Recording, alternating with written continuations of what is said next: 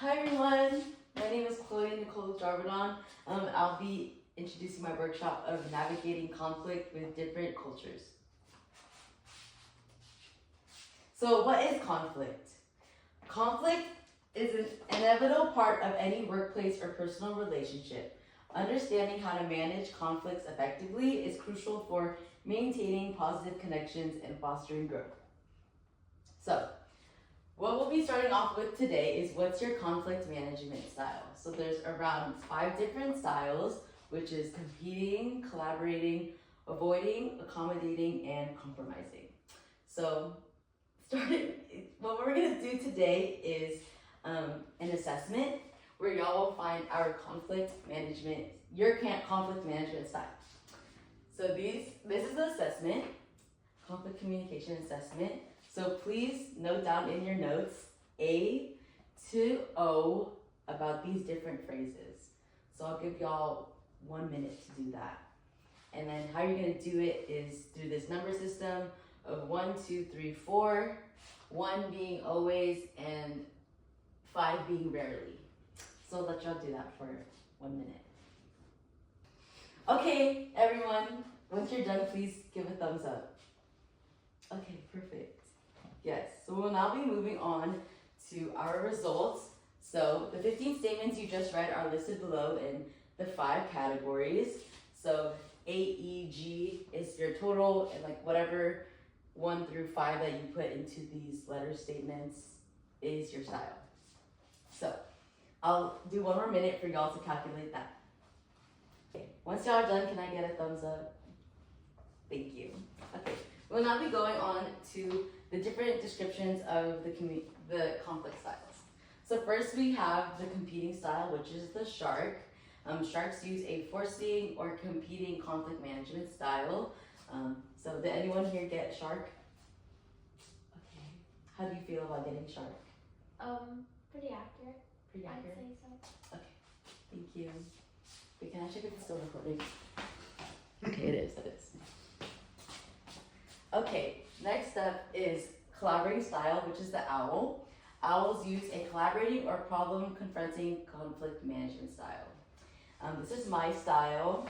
How I feel about it is I think it's pretty accurate, but I still believe that my conflict management style can improve or even get better moving forward. Yes. And then next is the avoiding style turtle. This one is turtles adopt an avoiding or withdrawing conflict management style. Next, we'll do accommodating style, which is the teddy bear. Teddy bears use a smoothing or accommodating conflict management style with emphasis on human relationships. Did anyone get the teddy bear? I did. Okay, how do you feel about having the teddy bear accommodating style? I'd also say it's accurate. I like to accommodate a group. Good. And then lastly, we have compromising style, which is the fox. The foxes use a compromising conflict management style. Concern is for goals and relationships. Yes. We will now move on to the rest of our workshop for today. So I will now be going into collectivism culture. Collectivism is a cultural value that emphasizes the importance of the group over the individual. They prioritize the needs, goals, and well-being of the family, community, or society over their own personal desires or achievements. Interdependence, cooperation, and harmony within the group rather than in individual success or autonomy. So, this also goes hand in hand with diversity-based conflict. When people with different heritages find their cultural norms clash, different attitudes and practices come into conflict with one another. So diversity-based conflict goes hand in hand with collectivist culture, because people that have collectivist culture and people that have maybe individualistic culture, they can clash because their morals and values are very different, and that can show more in like a work environment. So, how can collectivism culture be affected in diversity-based culture?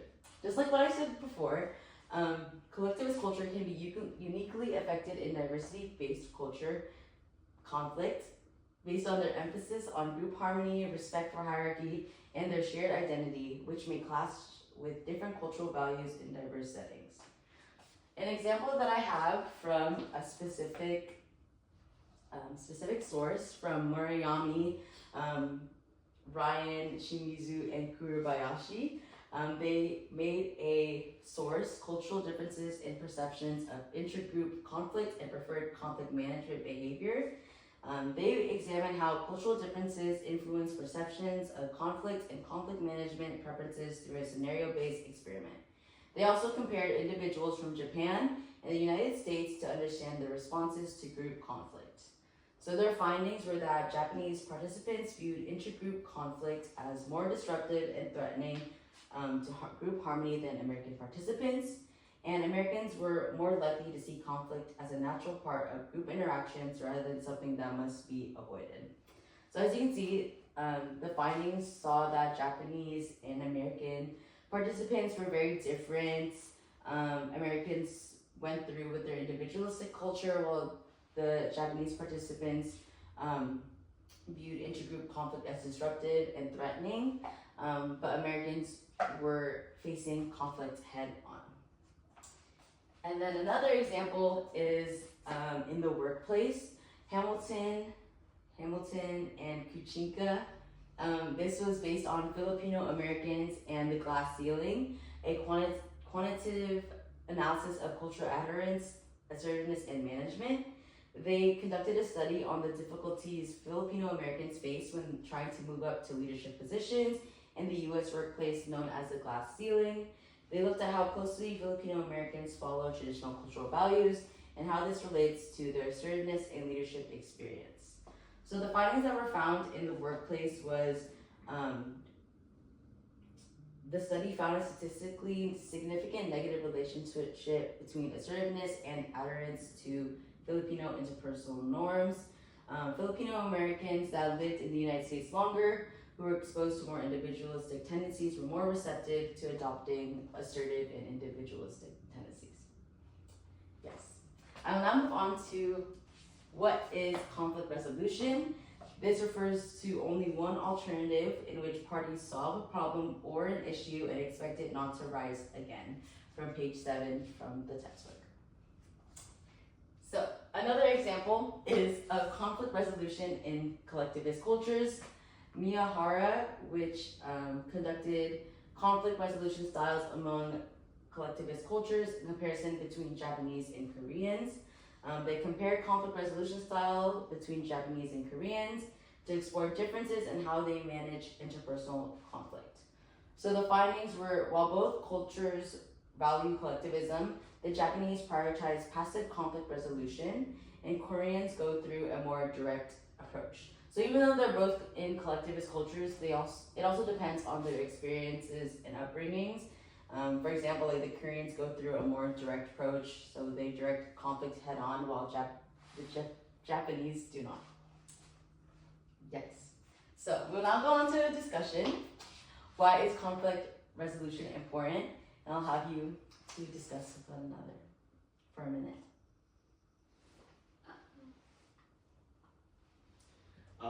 Well, I think conflict resolution is important because having problems in a group setting doesn't help everyone else in the group, right? And so, like, in order to fix that and have more harmony, you should want to resolve the conflict that exists within the group.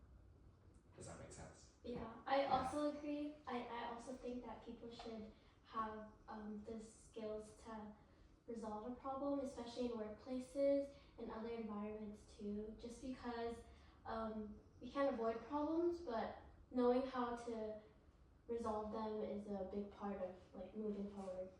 Yes, thank you for sharing. I think going back to what y'all said about resolving conflict, there are also some strategies that can go hand in hand with conflict resolution. So for example, the first step is showing respect by the way we communicate with one another. Second, active listening and listening to one's problems before acting emotionally. Third is be willing to accept that you may be wrong. And then fourth, remember that not only are your experiences unique, so are the experiences of others. And then lastly, for a conflict resolution strategy, please remember to stop, think, listen, and communicate with one another.